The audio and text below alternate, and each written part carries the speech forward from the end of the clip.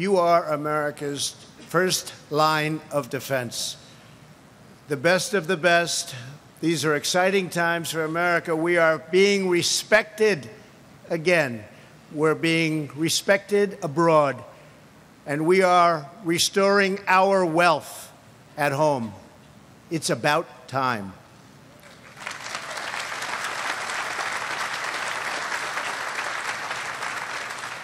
We have reached yet one more historic milestone, with 3.8% unemployment just announced and another all-time record low African-American unemployment, Hispanic unemployment at an all-time low in history. We're very honored by that. And by the way, for the women out there, the lowest unemployment in 19 years.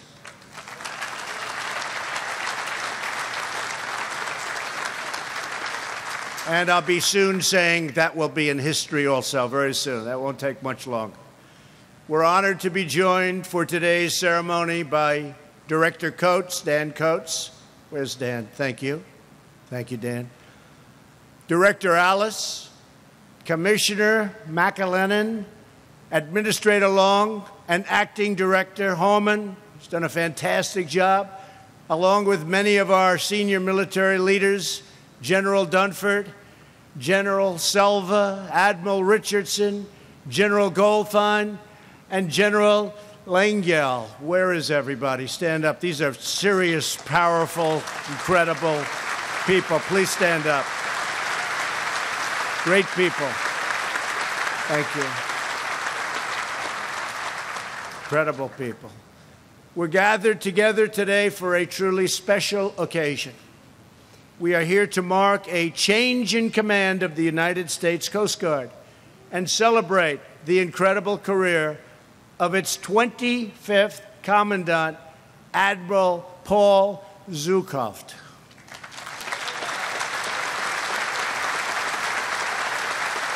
Great job. He's got his family here. They're very proud. They should be. And Paul, I have to tell you, on behalf of the American people, I thank you for a lifetime of noble service. Congratulations on everything you have achieved. For nearly half a century, 45 years, Paul has proudly worn the Coast Guard uniform. That's a long time. You don't look that old. Really, that's amazing. 45 years? 45 years. How good does he look? 45 years. Must be something awfully good happening in the Coast Guard. In that time, he has led every kind of mission, and he has never backed down, ever, ever, ever. He's never lost a challenge. For the past 4 years, Admiral Zukunft has led his brand and this brand of the United States Armed Forces as Commandant, and he has led with extraordinary skill and devotion and pride. Today, we also thank Paul's wife, Fran, for her own service over the years, including as a devoted mentor and representative for military families. Fran, please stand up. Thank you, Fran.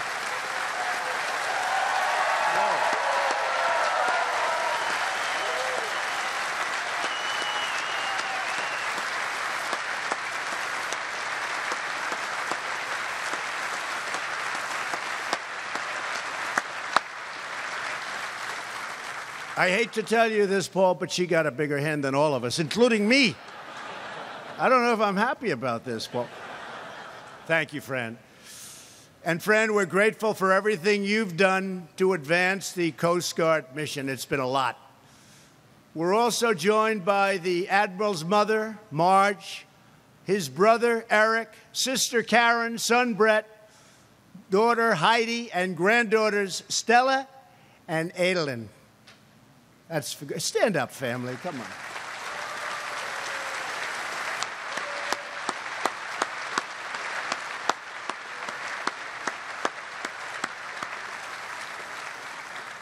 Paul is very proud of you. Thank you for supporting him in his mission and bringing so much joy into his life.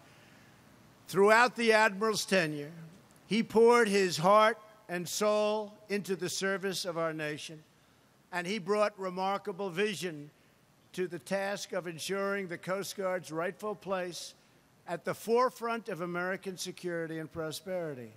Everyone here today understands a crucial fact. America is safe because our Coast Guard is strong.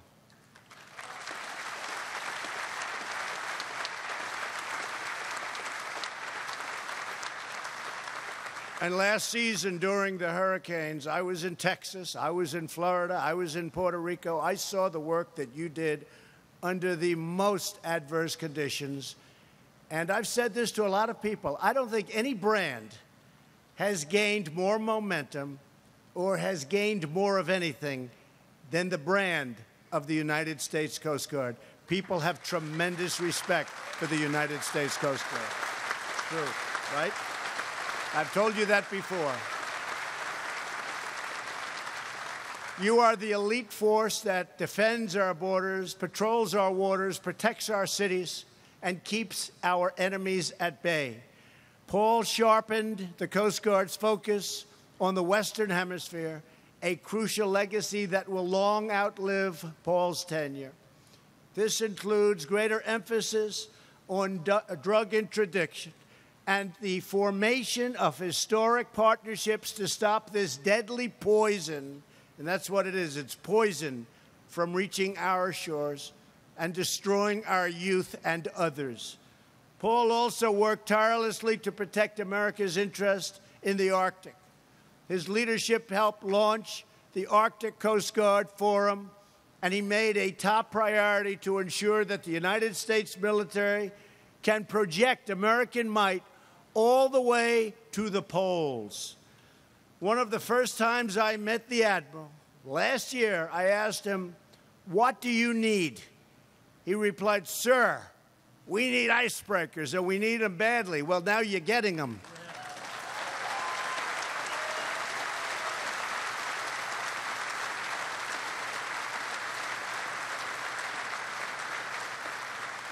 And to be specific, I'm pleased to report that the Coast Guard is now on course to receive its first new heavy icebreaker in more than 40 years, and plenty other ships and boats and equipment and everything you need.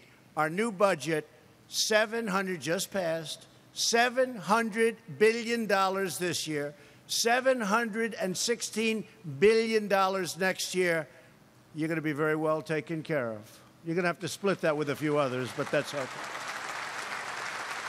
You're splitting it up a little bit, but that's a lot. Never been anything like it. We have the greatest equipment in the world, and we make the greatest equipment in the world right here in the United States. We're committed to a military and security budget that funds and recognizes the Coast Guard's vital role. There is no better investment than giving you the tools you need to keep drugs, criminals, and terrorists out of our country.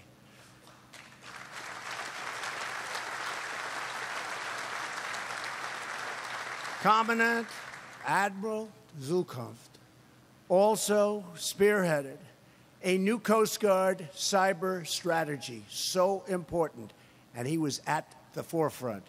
He recognizes that we must harden our industry, ports, and waterways against cyber intrusion. Paul's stellar record of achievement is a testament to his talent and to his leadership, but it's also a testament to the amazing talent of our Coast Guard men and women who carry out their missions with excellence every single day. You chase down our enemies, track down our adversaries, and face down our greatest threats. Nobody like you. You secure our borders against traffickers, smugglers, criminals, some of the worst people anywhere on earth, and we feel secure. And through driving winds and pounding rain and thundering seas, the Coast Guard is always there doing what it does best, saving lives. In last year's historic hurricane season, our Coast Guard, heroes they are, saved almost 12,000 American lives in that short period. It's an unbelievable number when you think of it. It's an unbelievable number. 12,000.